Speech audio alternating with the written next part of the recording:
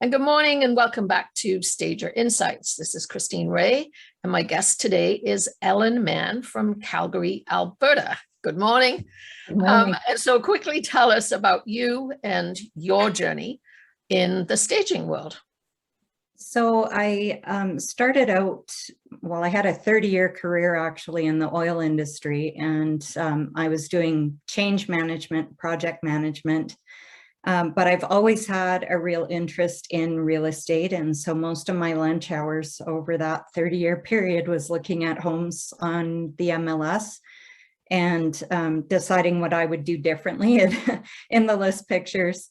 And I actually bought and sold properties. So I became a single mom when my kids were quite young, and I bought a starter home and fixed it up and sold it. And I learned really quickly that the houses that I staged before listing were the ones that sold for the most money and fast. So I'd always had an interest in it. And I built my dream home in 2010. And the bottom line is I met the man that I'm married to now 4 months after building that house. So when we decided to combine houses, I staged my house and sold it, staged his house and sold it, and we bought ours. And the real estate agent that was working with us actually said to me, "Why aren't you doing this for a living?" And I flippantly replied that I had a real job. And then all of a sudden in 2014, that real job. What we don't know, right? Yeah. So I had actually felt my termination coming. They let go most of the IT department in the oil company that I was working for. And so I knew that I was going to get training and do this as a next career phase. So I had gone through the Real Estate Staging Association, and I checked out the training that was vetted. So I actually took my CSP training right after I got let go, like within weeks of being. So that would be about 5 years ago now? Yeah. In your new 5th year. Yeah. And you've been very successful in those 5 years. You built a really great business, and now you're onto a new journey.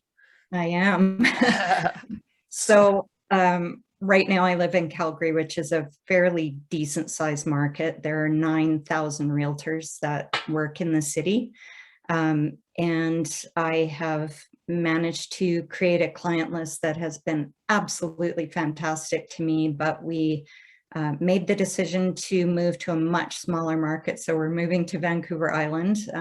We will be in a market that's quite a lot smaller than what we have, and the market out there is hot. I mean, things are selling that I look at the list photos and go, how is this selling for what it is? But definitely staging underdeveloped. Yes. Yeah. So it will be a whole new challenge for us out there. So in the 5 years, I always feel like, when you start a staging business, you do have transitional skills from your prior life. And obviously yours in project management helped you develop your business. But initially, how are you raising visibility? We talk about building relationships, and I know you sort of had a unique way of doing that. So would you share that? I sure will. So in my past life, before working at the oil company, I worked in television and radio news. And part of my job was to produce a show, a news magazine show. And one of the biggest challenges when you're producing a news magazine show is actually getting content. So right at the beginning of things, when I first opened my company, I sent a note to Breakfast Television and said, "Hey, I'm new in town and I'm a stager. Would you like to chat about that?" And I got an answer back immediately. And it was like, can you be here 1 week from now? So they'd had somebody bail on an interview, and I ended up driving down in a blizzard and did an interview with Breakfast Television. And once you get an interview like that, it's very easy to use that then for marketing, because it gives you instant credibility. And at that time, honestly, I didn't know, I knew nothing. I was very new, but I knew that going into an interview like that, they lead you, they ask very good questions, they don't allow you to go off track, and it was really great. So I was able to put that up on my website, and when I went and met realtors for coffee, I had everybody I knew introduce me to the 12 realtors they knew, and I was able to point to that. So right now there's thousands of people who are listening to you who are saying, yeah, but I couldn't do that because I was never in TV or radio. So how can they approach somebody like that? So I had a girlfriend at the oil company that I worked for, and she had written a book, and she's never been on camera. She had never done anything like this. And I got that exact response from her because I said, listen, you need to send them a note, tell them that you've written this book on ergonomics, and they're going to interview you. I promise you that they'll find a spot for you if you've got a compelling reason why they should. The fact of the matter is that she went and got tons of traction out of it. Why? Because they don't let you get off topic. Like, they're going to ask you very specific questions. And if you find yourself faltering, they will interject. That's what their job is to make sure that their guests look natural and feel comfortable. They'll spend time with you before you're on air. And the fact is, especially with television, you're not seeing 1,000 people. You're seeing the script assistant, you're seeing the cameraman, and your interviewer. It's a very intimate setting, and it's quite easy to look comfortable. So don't anybody can do it. Note. Yeah. Okay. So can you talk about adding sort of value and lasting business with developing relationships with your clientele? So I started working with one of the busiest realtors in the city. And he and I started working with flip clients, and we were working with, people trying to sell their homes. And a lot of the advice, you know this from the CSP class, that a lot of the advice is talking to people about, paint is money in a can. You should be doing cost-effective updates. And one of the easiest ways for me to add value was to have a really good painter that I could refer, a really good handyman that I could refer, an electrician that I could refer. And these people, I always made it perfectly clear they don't work for me. I get nothing for referring them. I referred them because I had them work in my own home. And by having those relationships, by having a good cleaner, for example, because that's advice that you give every single person that you talk to that's in an occupied home. I tell them that cleaning, having a move out clean done is pretty critical in most cases. And by having a cleaner that I could recommend, those are all value add to the client. They don't have to scramble to go and look for a painter or a handyman or a cleaner. Moving is stressful, and I can tell you that right now I'm in the middle of that.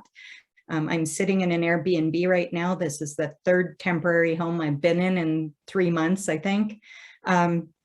It's stressful, and anywhere that you can take the pain point away, that will help you gain more business moving forward. So, just having those relationships is great. The other thing I'll tell you is that my handyman works for lots of realtors in the city. I've lost 2 handymen because they've become so busy that they no longer have time for the smaller projects based on my referrals. So they are really good to me. We had we had to move out of our warehouse, and we ended up getting into a situation where we had to tear down shelves with very little notice. We found out Wednesday that someone that was going to take over the warehouse chose not to do so, and I had to have all of the shelving and racking taken out right away. And my handyman dropped everything and came and did that for us because of all the business I've given him. So there are a lot of benefits to knowing a great handyman. And so they in turn refer back to you. They certainly do. Yeah. One of the things I would like to talk with you about which is a perpetual problem I've seen for 20 years. And even though I teach it, and I'm stringent about the teaching of this in class, is pricing. And yet, as soon as they move into the real world, away from the classroom, a lot of people are influenced by other stages who are compromising their pricing. So what are your thoughts on that? My thoughts are simply that I'd rather do fewer jobs and get paid what I'm worth than run around and do substandard work or be doing something that isn't profitable. There is no point in doing the work if you are not going to be profitable. So the bottom line is every stager makes the mistake of doing that one cheap job. And I'll be candid with you, the cheap jobs you end up doing for people who don't appreciate you. Yeah. So I'd rather work for people who appreciate what I bring to the table, which means things like I will never compromise on bringing in secondary lighting. I do it in every living room. I will never compromise by putting out, you know, your IKEA plants without a basket. I mean, there's reasons I charge what I do, and I need to be profitable. So I had the largest real estate brokerage in this city approach me when I was new. And the guy is very well known in the city. He runs a huge brokerage, takes a large percentage of what his realtors make because of his marketing. And he actually reached out to me himself and asked if I would stage for his brokerage. And I thought, oh my gosh, this is the best thing ever, because I was very new. And he asked what I charged for consultations, and I told him. And he came back to me and said, no, you need to cut that in half. Oh. And I sat with that for a minute and I thought, well, I'm going to be really busy if I work for him, you know, I'm going to be super busy. And then I finally came to the decision that why would I want to work twice as hard to make the money I'm making right now? Yeah. And so I wrote him back and I said, I'm sorry, I won't. I do not offer discounts on potential business. So you can choose, if you're working for a large brokerage like that, you can choose to say, okay, every 10th one, I'll give you a deal on, or whatever, if you're actually getting the business. But the problem is most of these brokerages like that will negotiate the discount ahead of time, and the work may never materialize for you. That's right. That's right. So as soon as I was going to say, the other thing that I find very concerning is the disregard for the quality of work that is going to be produced for that lower rate. Right. And the damage there is for the seller, not for the real estate agent, you know. I don't understand why that compromise is not even considered. You know, it's funny because a lot of real estate agents, the only tool in their toolkit is to lower the price. And our job is to educate them as to how they can gain the most for their seller. You're helping them to create their own personal brand. And if their only tool in the toolkit is for their homeowner to lower the price of the house, so, okay, it's been on the market 3 weeks, we got to drop the price $10,000, rather than introducing the idea of having staged the property in the first place, they're not doing their sellers any favors. And those are the people that eventually are going to be their realtor that has 2 listings a year. If you want to be the guy who's got the best sellers and the best listings, you're going to use other tools in your toolkit. Substandard staging does nobody any favors. And I think, you know, when you start thinking about it, I had a client who I went in and did an estimate for, and they did eventually work with me, but the whole conversation initially was how expensive staging really is. And, you know, I gave them, yes, it's an investment. There's no question about that. But the bottom line is by investing in staging, you may save the homeowner $10,000 price drop.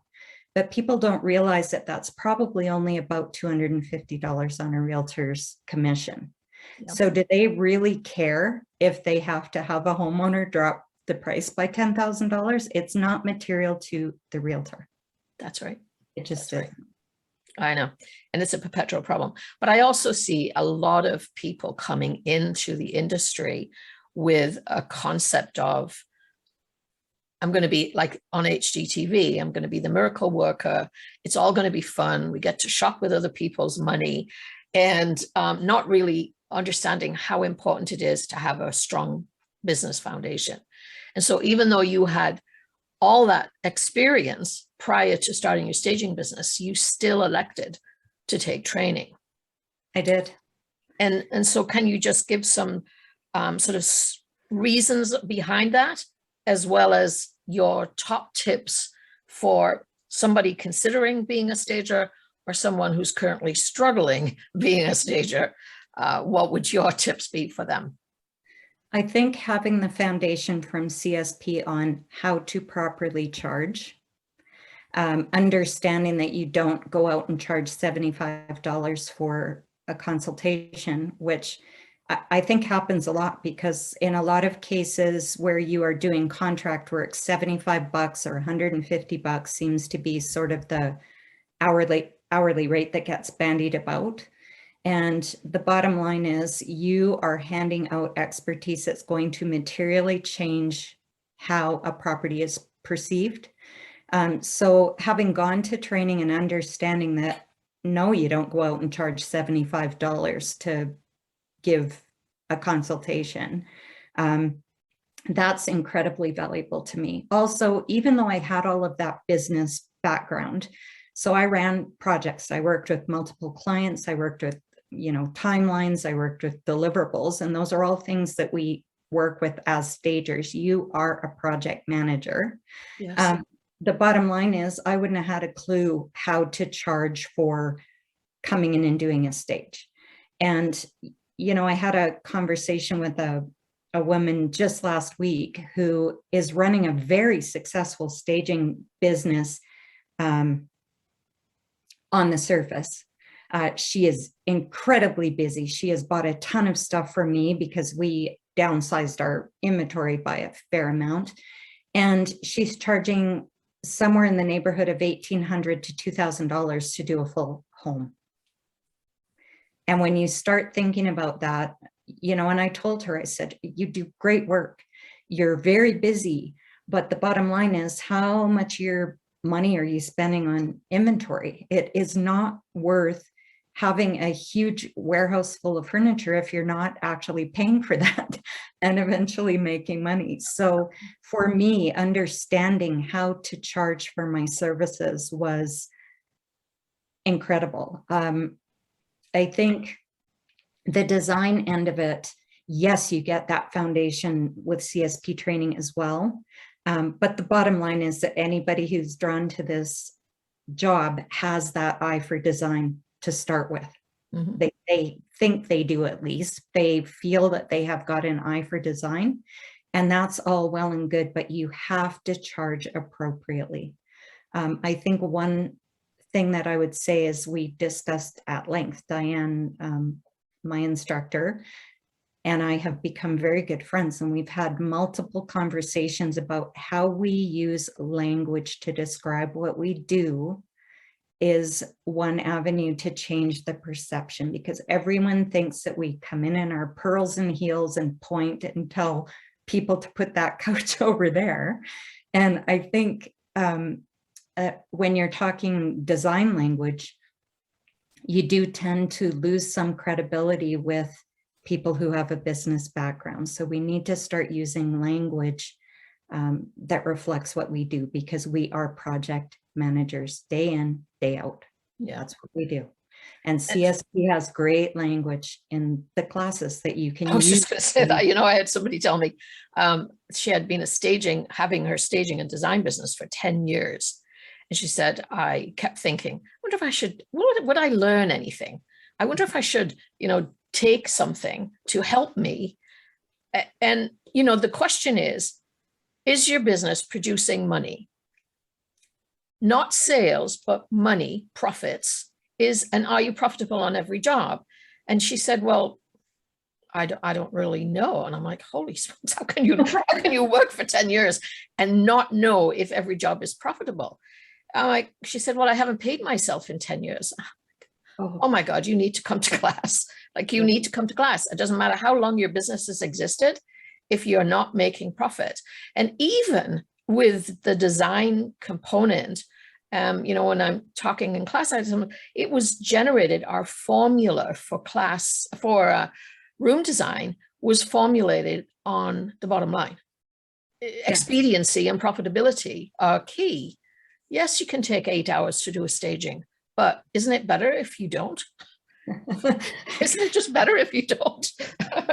So I just think it's interesting. But in 20 years of being in this industry, you know, the roadblock always seems to be real estate agents not understanding the value, and then stagers not understanding their worth. Absolutely. Bottom line. Yeah. I believe that's true. If you look at the difference, so we sold our home this year, and the way that I did it was I said, we cannot live in this house with, you know, kids and cats and everything that we had going on. So we actually moved out of our home, and I completely staged it top to bottom. And the realtor that sold our home is a wonderful guy, and he specializes in properties like the one we sold. And he actually has worked with me quite a bit, and he knows what a difference staging makes. But he came to me and said, you changed the pricing on this house by $60,000 minimum by doing what you did. Yeah. So it's an investment in making money. Right. And that was our whole point. So just to even go a step further than that, we staged and got our house ready and sold, you know, right at the spring market, which is good timing for us. We were on a lake, and people were starting to dream about, you know, having the house on the lake. And our next door neighbors listed their house and listed it vacant. And then the realtor about a week later put in virtual staging. They are comparable in location, obviously. It was a nice community. Their house has now been on the market for 68 days and is still sitting, and they've done 2 price drops. Wow. Staging works. And final note, staging works. Yeah. Yeah. Oh, good. It's been great to visit with you, especially at this very stressful time in your life, making a move yourself, and moving your staging business, taking a warehouse of furniture with you is, you know, that's your project management skills in play for sure. So you deserve a bottle of wine when you get to Nanaimo. And please do keep in touch. And I wish you all the best, and anything I can do to help, you know that I'm behind you every step of the way. It's a pleasure talking with you today. I just want to add one tiny thing. Sure. And is the support I've received from CSP, the whole CSP family, in the background and supporting me and talking me through issues that I had, I would say is the one thing that sets CSP way apart. I have been nothing but appreciative for all of the help that I've received from the entire family, and I'm very, very grateful to have that. So thank you so much for reminding me to Thank you. Thank you. It's a pleasure. Good luck. Thank you. Thank you. Bye, Christy.